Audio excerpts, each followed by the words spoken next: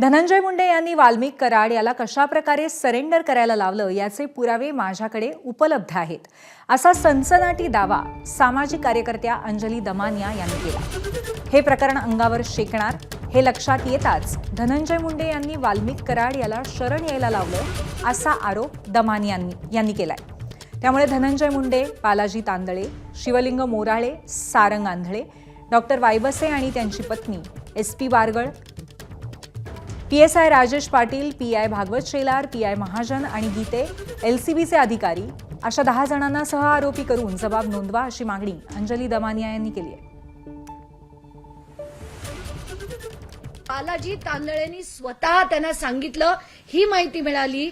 अजून एका तिसऱ्या व्यक्तीकडनं असं देखील कळतंय की आता बालाजी तांदळेवर धनंजय मुंडे जे आहेत ते भडकलेत आणि त्याला म्हणतात की तू जास्त बोलला म्हणून मला त्रास होतोय।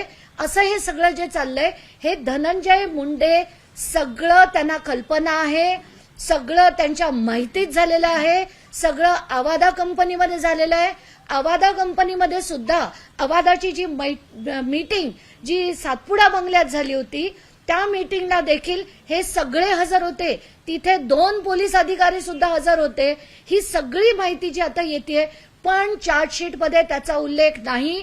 तर हे महाराष्ट्र शासन, मुख्यमंत्री जे गृहमंत्री आहेत हे त्यांना कुठे वाचवण्याचा प्रयत्न करतायत का? जी मागणी आहे की धनंजय मुंडे, बालाजी तांदळे, शिवलिंग मोराळे, सारंग आंधळे, डॉक्टर वायबसे व त्यांच्या पत्नी SP Bargal, PSI Rajesh Patil, PI Mahajan, PI Bhagwat Shelar आणि ते जे गीते आहेत जे LCBचे अधिकारी होते ते अशा 10 जणांना सह आरोपी करा, त्यांची सगळ्यांची स्टेटमेंट्स घ्या।